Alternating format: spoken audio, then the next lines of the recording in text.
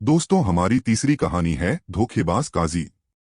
एक बार की बात है, मुगल दरबार में बादशाह अकबर अपने दरबारियों के साथ किसी मुद्दे पर चर्चा कर रहे थे।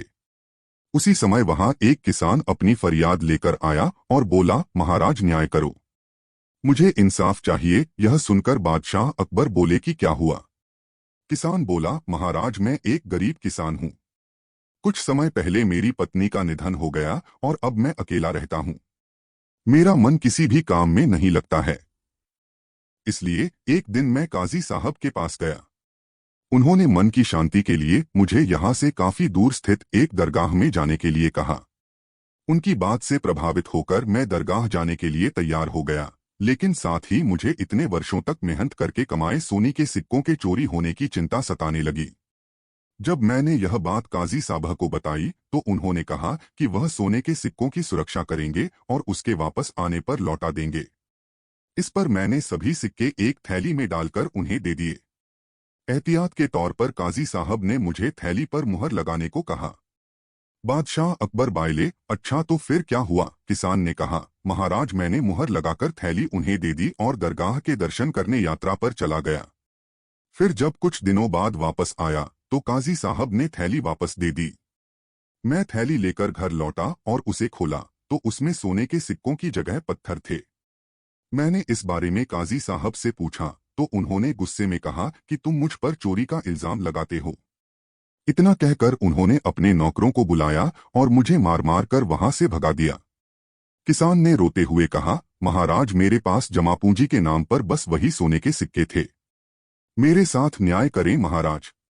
किसान की बात सुनकर बादशाह अकबर ने बीरबल को मामला सुलझाने के लिए कहा। बीरबल ने किसान के हाथों से थैली लेकर उसे अंदर से देखा और महाराज से थोड़ा सा समय मांगा। शहंशाह अकबर ने बीरबल को 2 दिन का समय दिया। घर जाकर बीरबल ने एक फटा हुआ कुर्ता अपने नौकर को दिया और कहा, इसे अच्छे से रफू करवा कर लाओ। नौकर कुर्ता लेकर चला गया और कुछ देर बाद उसे रफू करवाकर वापस आ गया। बीरबल कुर्ते देखकर खुश हो गए। कुर्ता इस प्रकार से रफू किया गया था कि मानो फटा ही न हो। यह देखकर बीरबल ने नौकर से उस दर्जी को बुलाकर लाने को कहा। नौकर कुछ ही देर में दर्जी को लेकर आ गया। बीरबल ने उससे कुछ पूछा और वापस भेज दिया। अगले दिन बीरबल दरबार पहुंचे और सैनिक से काजी व किसान दोनों को दरबार में लेकर आने का आदेश दिया। कुछ ही देर में सैनिक काजी व किसान को साथ ले आया। इसके बाद बीरबल ने सैनिक से दर्जी को भी बुलाने के लिए कहा। यह सुनते ही काजी के होश उड़ गए।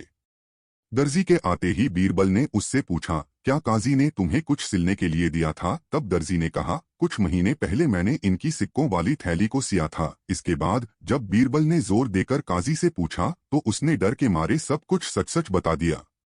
काजी ने कहा, महाराज मैं एक साथ इतने सारे सोने के सिक्के देखकर लालची हो गया था, मुझे माफ कर दो। बादशाह अकबर ने काजी को आदेश दिया कि वह किसान को उसके सोने के सिक्के लौटाए और साथ ही काजी को 1 वर्ष कारावास की सजा सुनाई। इसके बाद एक बार फिर सभी ने बीरबल की बुद्धि की भूरी भूरी प्रशंसा की। कहानी से सीख, कभी लालच नहीं करना चाहिए और न ही किसी के साथ धोखा करना चाहिए। गलत काम के बदले एक न एक दिन सजा जरूर भुगतनी पड़ती है।